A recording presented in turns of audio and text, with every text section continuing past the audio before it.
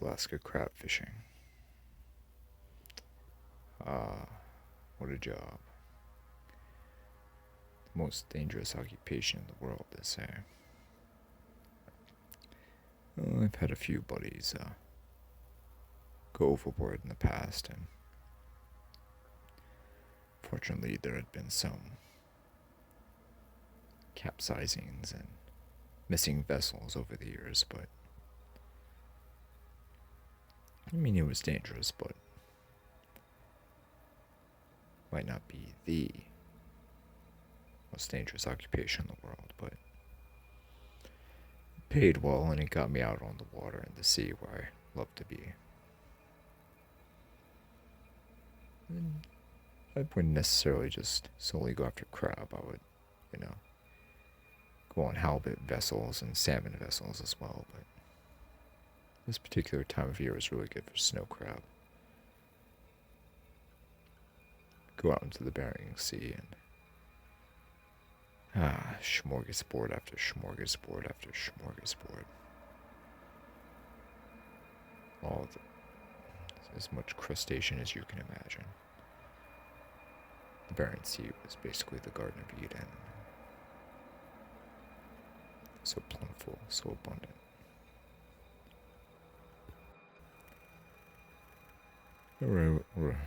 I arrived at the dock early and we shoved off at about 5 a.m., 5 in the morning.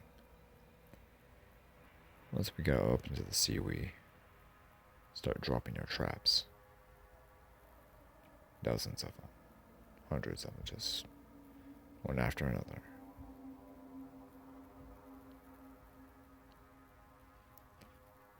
It was starting to get nightfall, and after a hard day's work, the crew was unwinding from the day, and I was up in the flight house, the wheelhouse with the captain. I'd been working with him for 5 years, and things had gone quite well. I was second in command, and him and I were one of the more well-known duos in the industry. One of the better people, some of the better people in the industry as well, I might add. Him and I would get to talking, and he told me the story. The story about how when he was first starting out in the business, that on one occasion that every single one of the traps that they dropped were ripped to shreds, ripped to pieces. Solid metal traps just torn up, ripped to shreds. I asked him, what do you think actually did it? No telling, Pete.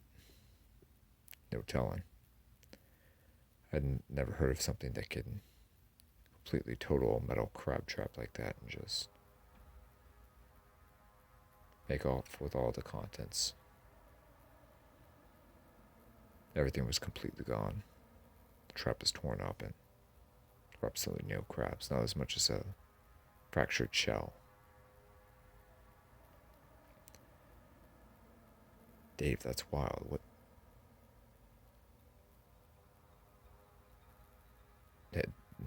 I've never heard of that before. I had never heard of it before until I actually witnessed it for myself.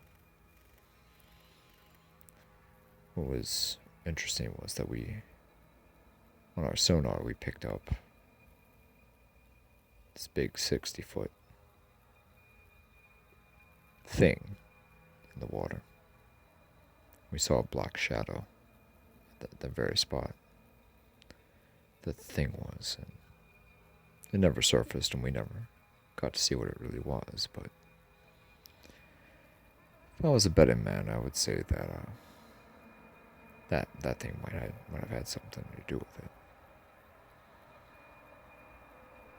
What do you think it was? Captain Dave shrugged his shoulders. There's no telling. Could have been a whale or a shark of some sort, some undiscovered species that we don't even know about, probably. Just tore right through all that metal and just had its way. Odd. I wonder if that might have had something to do with some of the vessels going missing in the past. Dave shrugged his shoulders again. Who knows? A lot of times those vessels go missing in completely normal seas with clear days, clear skies, clear weather.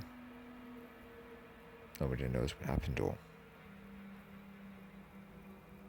There's no tsunami, no rogue waves, nobody knows.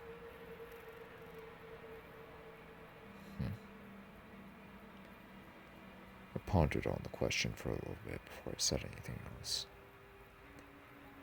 I wouldn't worry about it too much, Pete. That was about 25 years ago, and whatever did, it's probably long gone by now. You sure about that?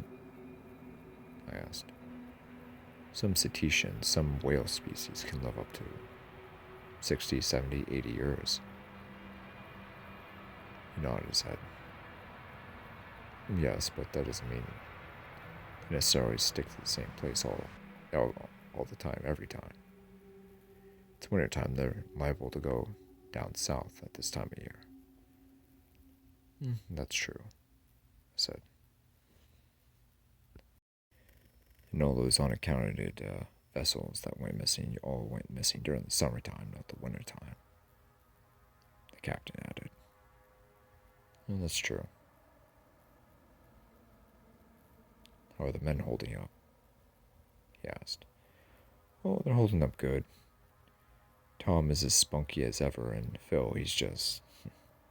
well, Phil. All the rest of the guys are just doing well. They seem to be in high spirits this time around, so should be good harvest for us. Yes, that should be. Get some sleep, Pete. I'll see you in the morning. Alright, see you, Cap. I went to bed, got some sleep. Woke early the next morning and went back up to the wheelhouse. The captain was asleep in his chair. I budged him and woke him up. Oh, hey Pete, how are you? Good, Cap. How's our course? North by northwest. How's the weather? It's actually looking like a pretty mild day for the wintertime. Wind's about 5 knots. Rain? Snow? No. None of that. Although I've been seeing an unusual amount of ice this year for some reason. It usually doesn't flow this far down south, but it's interesting. There's a nice flow right there.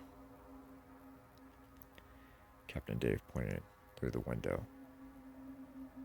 Decent-sized ice sheet was moving. About 300 yards to our west. That's a nice-sized one, actually. Yeah, it is. Usually don't see them that size either this time of year. What do you think it is? I asked. Couldn't tell you. Global warming. That's what the scientists say. That's what they say. Maybe so. He added grimly. Maybe so. I went out the wheelhouse and checked up on the men.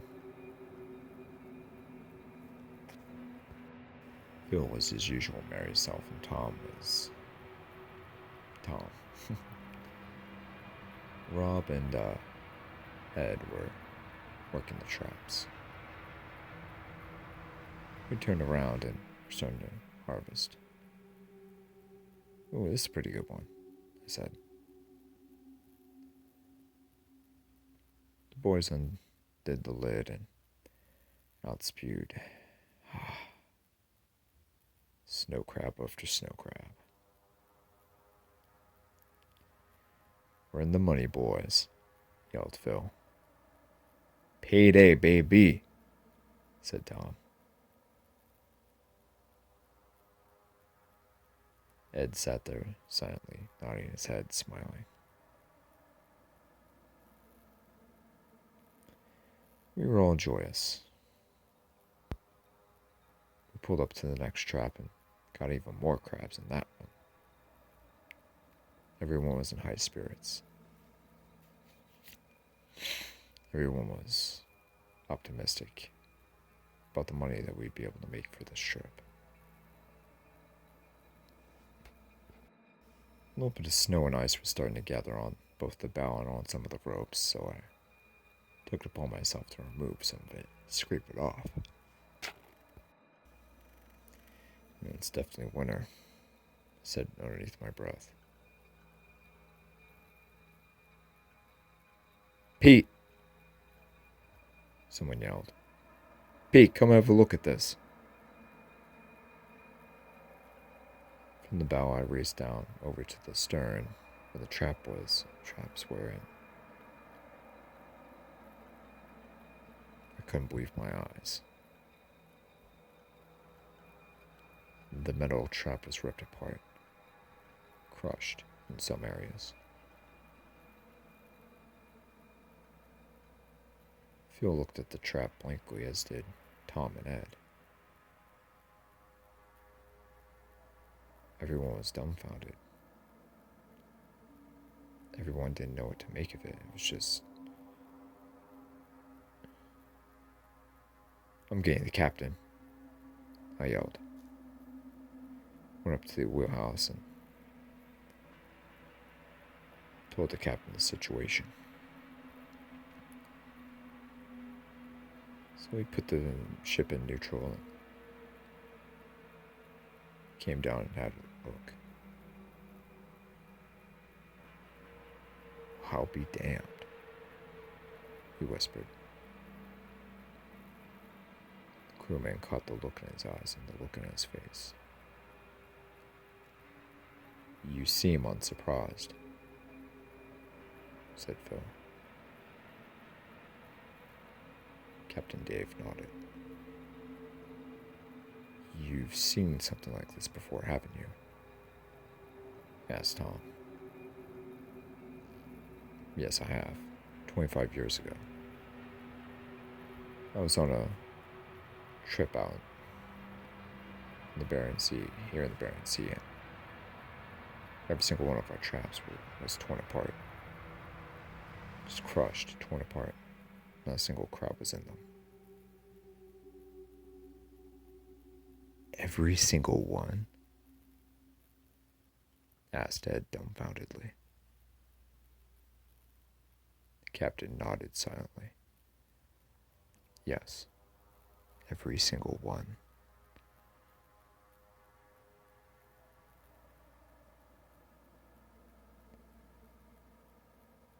Brief silence swept upon the boat. Nobody knew what to say.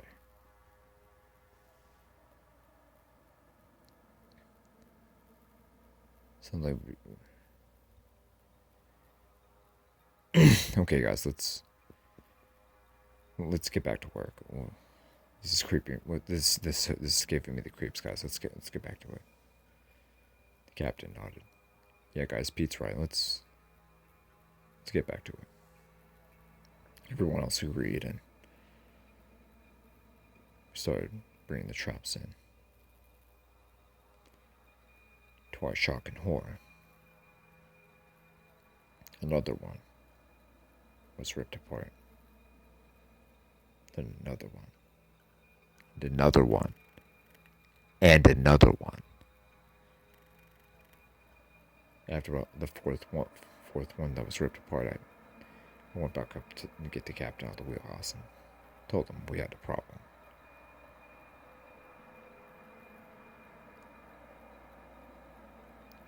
What's doing this? I demanded. This is cutting into our livelihood, Captain. What the hell is doing this? I need to know. I already told you, Pete, I don't know what it actually is. Some 60-foot thing that we saw on the sonar back in the day, and it's a black shadow, a black mass in the water. I'm not sure what it was, but it tore apart our traps. At least I think that's what tore apart our traps.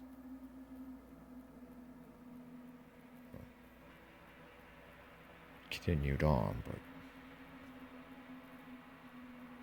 only 3 of the remaining traps had crabs in them. All the rest of them were torn to bits.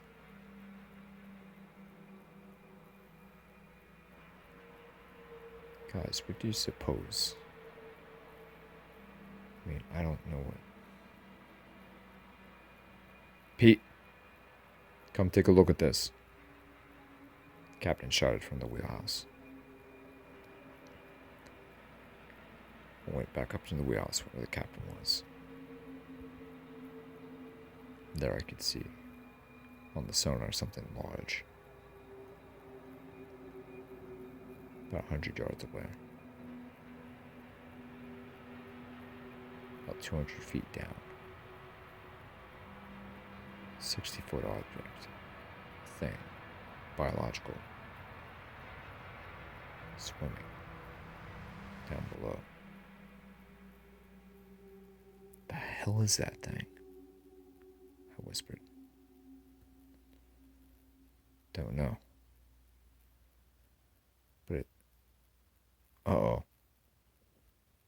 Shit, it's coming our way. It's closing in fast. Fast. Shit, it's gonna ram us. The captain shouted. And sure enough. Impact.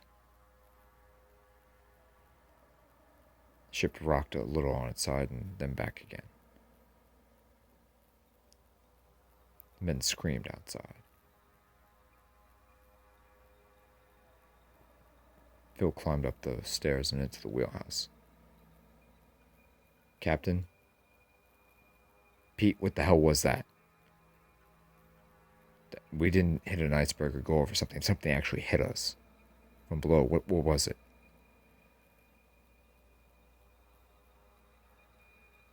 I didn't know what to say to him. I shook my head and told him.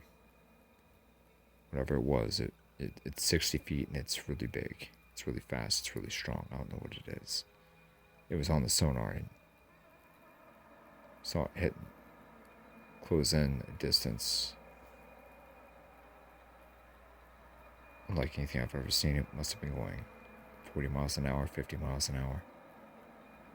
It was so damn fast. 40 miles an hour? Are you serious?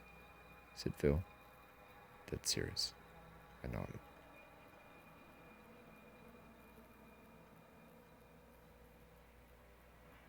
Captain, come take a look at this. Tom shouted from outside.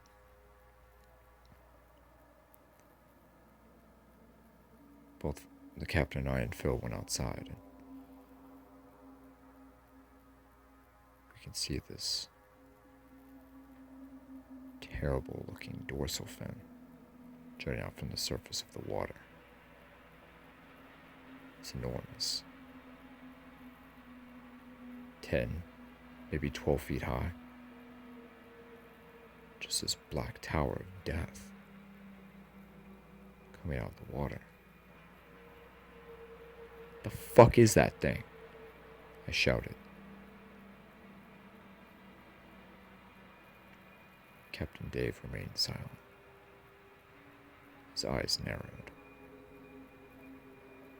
His face hardened. His jaw tightened.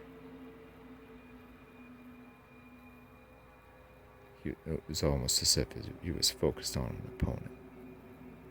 An enemy who he was about to go into battle with. An all-out fight to the death, and he was game for it. It was like a seasoned professional boxer, cage fighter, sizing up an opponent, knowing that only one would walk out alive. The hell is that thing? Shouted Phil.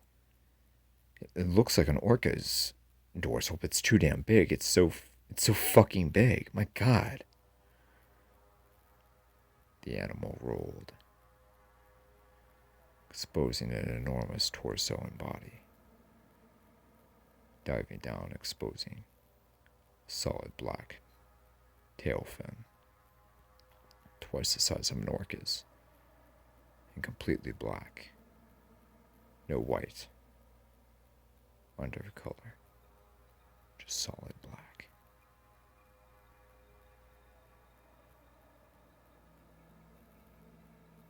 The hell is that thing?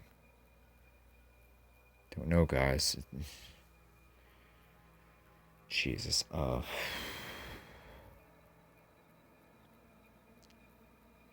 Captain, we got any spear guns? Rifles, anything? He nodded silently. There's rifles in the wheelhouse. The spear guns down below. Anything else? Depth charges? Flare guns? Yeah, there's flares. He nodded.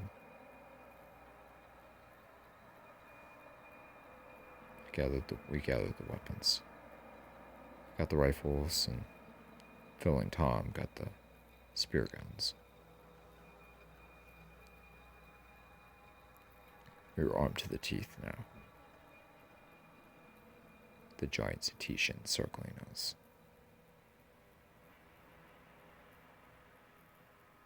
Finally breaching, showing its hideous face. Shaped very similar to an orca, except it was solid black. Solid black and just devious to the teeth. Crazy teeth. Terrible canonical teeth. The beast was almost 60 feet long, if not more. There it was, circling our ship, sizing us up, calculating, planning its next move. Suddenly the beast turns to its side, begins swimming very fast, and uses its tail fin to cause a large wake. Shit, he's trying to flip the boat over. Brace for impact, I shouted. A large wave tumbled over the stern of the vessel, knocking Phil and Ed over. Didn't just knock them over, it knocked them over with a force, an authority, and they're a little distance away from the boat. Men overboard, I shouted. Got the life rafts and lifesavers, and rope, and threw them to them. They both grabbed a hold, but the giant whale, the giant orca, just rose up and just snatched them whole, both of them. Holding on to the rope, and they were gone, just like that. The beast dived back down again. I radioed in the Coast Guard and made a distress signal. Turned to the captain, but he was still motionless, eyeballing the beast. We both looked at each other. We looked down at Tom. And we nodded. He took a rifle and he took a spear gun. before either one of us can get a shot off. The animal dove back down.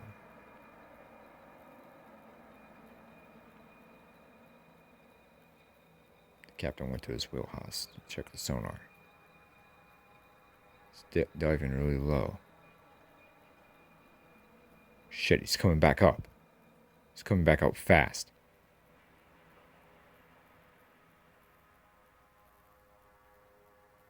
An explosion out of the water. The giant beast exploded out of the water, jumping, showing his full majesty, his full frame, his full body size. The thing was enormous.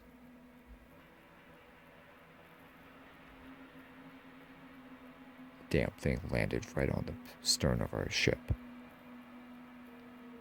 Now flipping the vessel 90 degrees up into the air, almost straight up. Tom fell right square into the beast's jaws and was just crunched and devoured as he screamed in pain. Only for a few seconds, but he was gone.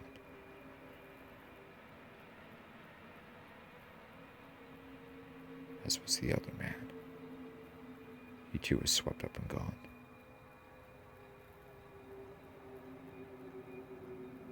The captain and I held on to each other.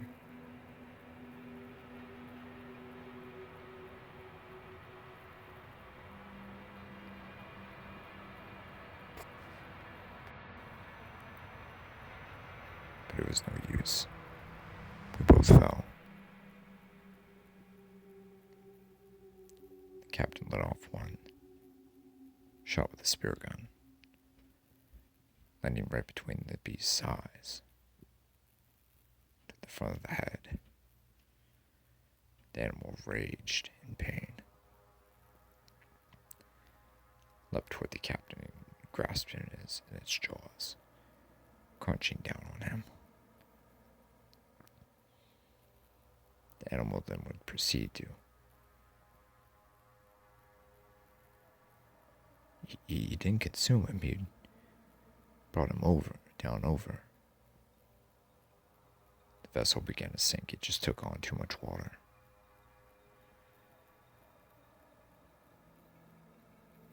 Absolutely agonizing cold water, I could barely move. If I had to swim. Swim out to an ice floe.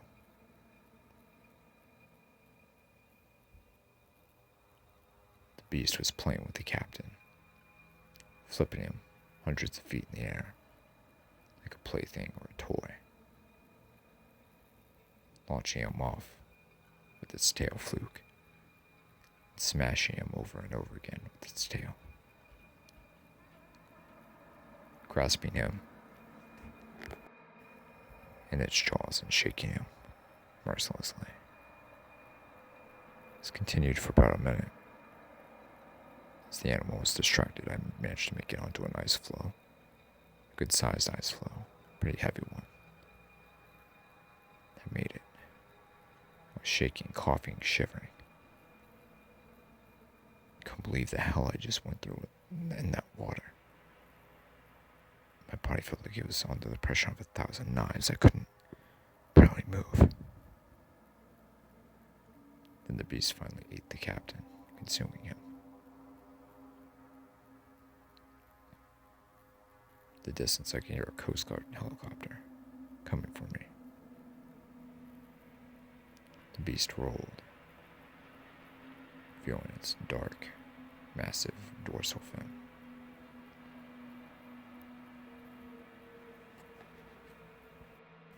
The helicopter came zooming in. I gathered all the strength I had, stood up and started waving my arms on the ice floe.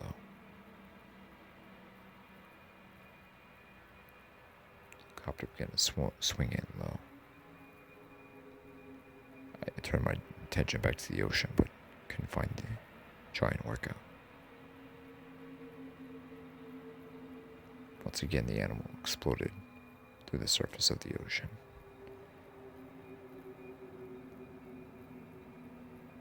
landed right on the ice floe, and the ice floe began to tilt.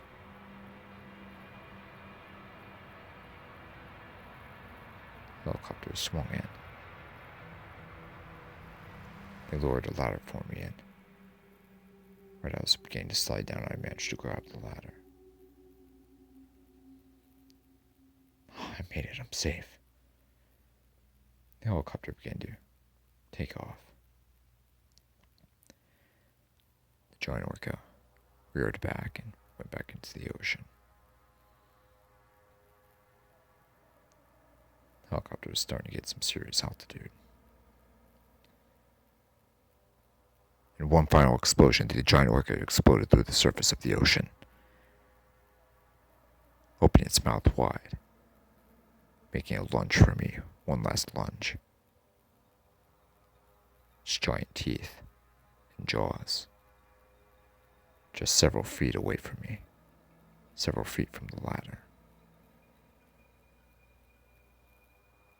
And the beast fell back down into the water without its prize.